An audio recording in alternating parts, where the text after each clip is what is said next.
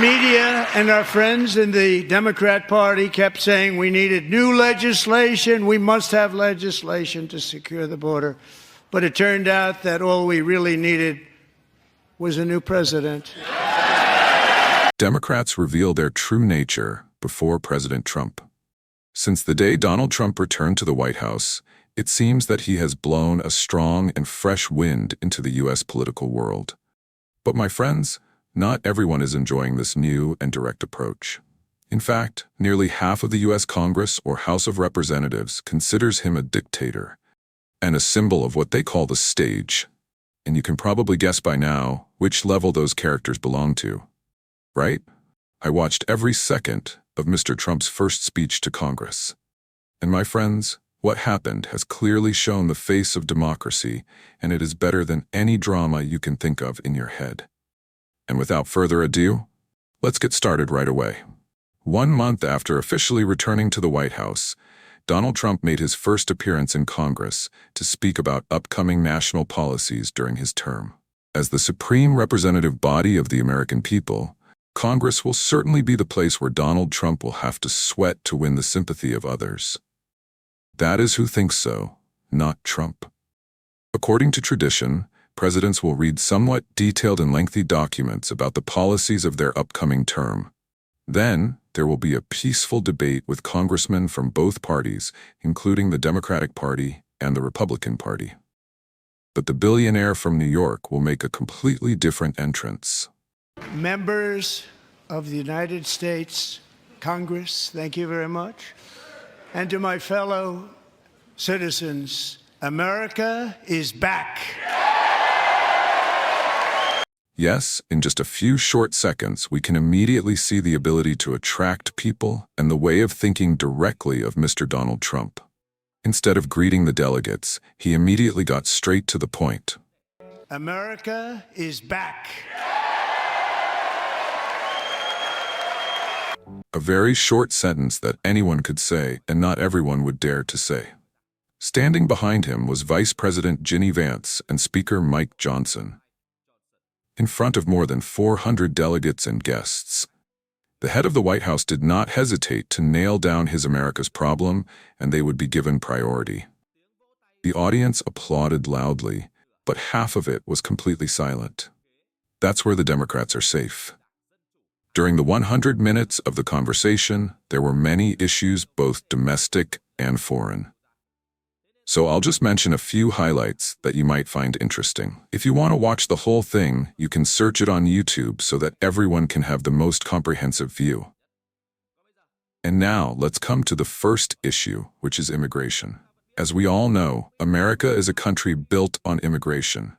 That is a truth that has never been and will never be wrong in this land. Mr. Trump himself is of German descent, so he understands better than anyone the importance of immigration. However, illegal immigration is a completely different story.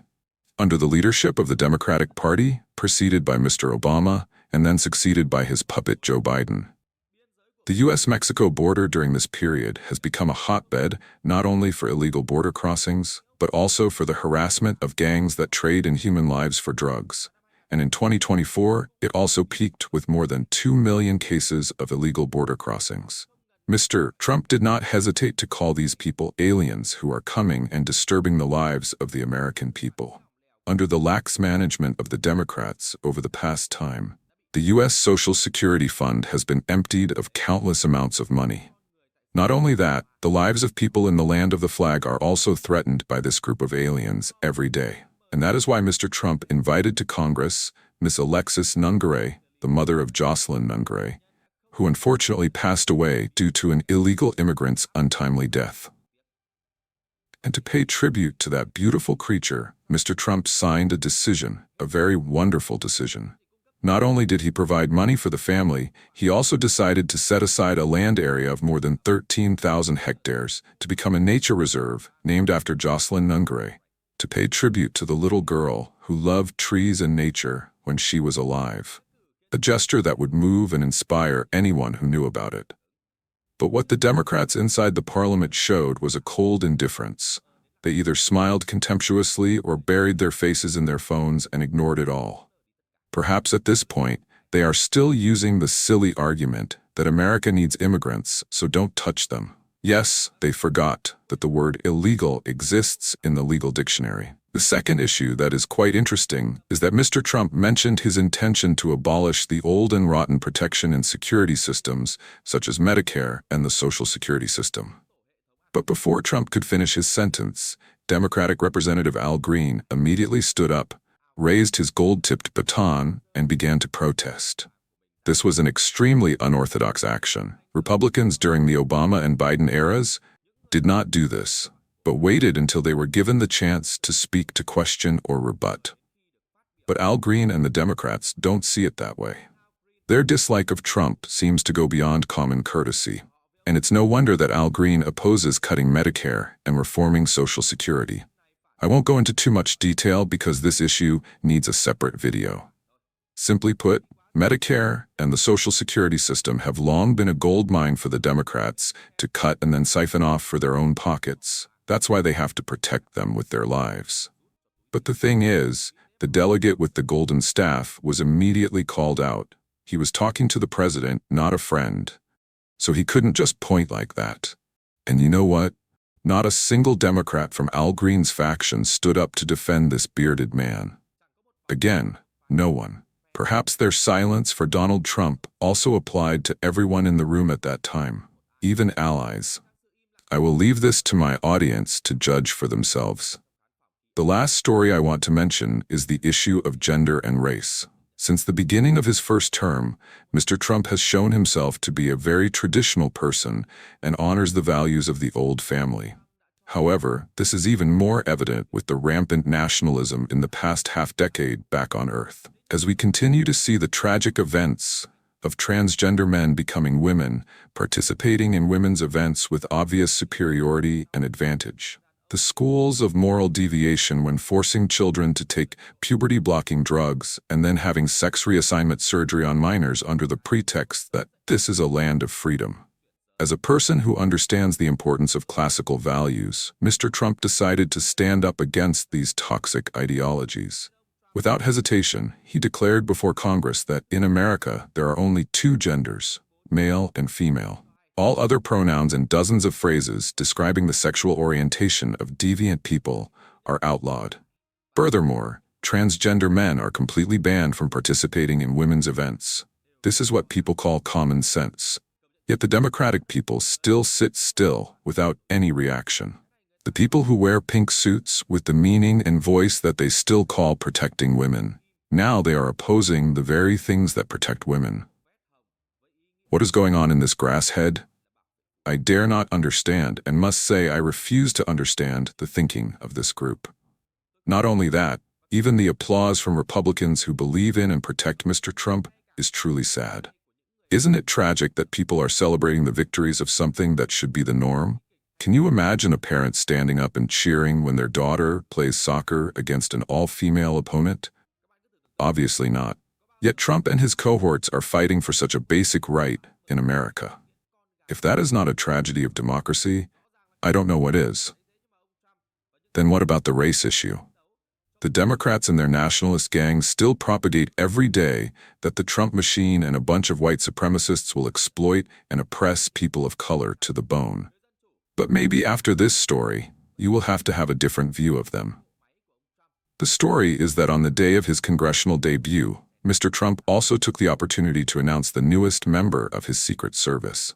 However, after appearing in public, it was not a big man as we think of with ordinary Secret Service agents. Instead, the person who stepped before the Congress was a skinny and weak 13-year-old black boy, small and skinny. But deep inside, there is a boy who is stronger than anyone. That is DJ Daniel, a boy suffering from a terrible brain cancer. 6 years ago, doctors predicted that Daniel would only have 6 months left to live in this world. Yet with extraordinary determination, Daniel underwent dozens of brain surgeries to overcome his illness, then stood before all the most powerful people in America and clearly declared his dream of becoming a justice enforcer to protect the weak. Just a year ago, Daniel, with his skinny body and deformed head due to a serious illness, was trampled by unscrupulous people on the street. They laughed at him because of the police uniform his father bought for him. They mocked him for being a weak mutant. How could he do such a job? However, a year later, Daniel's story reached Mr. Trump. Impressed by his extraordinary willpower, the owner of the White House did not hesitate to declare, "DJ, today, we will bring an honor to you, Mr. Director of Special Agents. Please enroll this strong boy into the U.S. Special Agent list." All the Republicans and congressional guests stood up to applaud the new little soldier in the White House. DJ's story was spread all over the internet as an inspirational story. But did you know?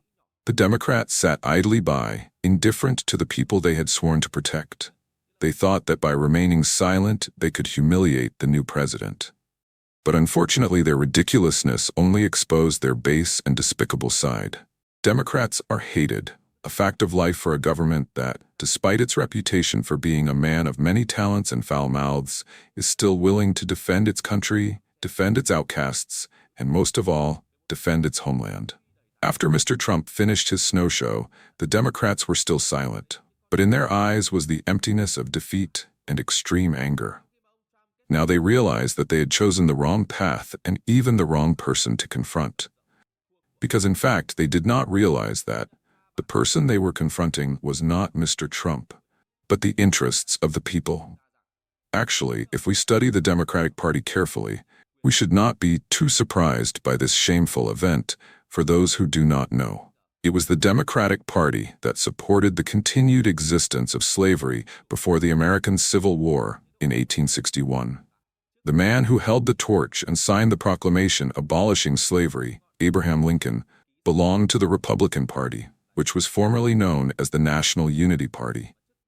I am not here to flatter the Republicans. Many presidents of this party have caused scandals, typically Nixon. However, we can see that, in the eyes of the Democratic Party and most clearly since the Obama era, the Democrats have indulged in what people call fake populism, reluctantly defending the rights of minorities, but in fact have been filled with hatred and hypocrisy, turning backs on the American farmers and even the country where they are proud to be from. What about you? What did you think of Trump's speech to the nation? Let's talk in the comments below. Now, goodbye and see you again.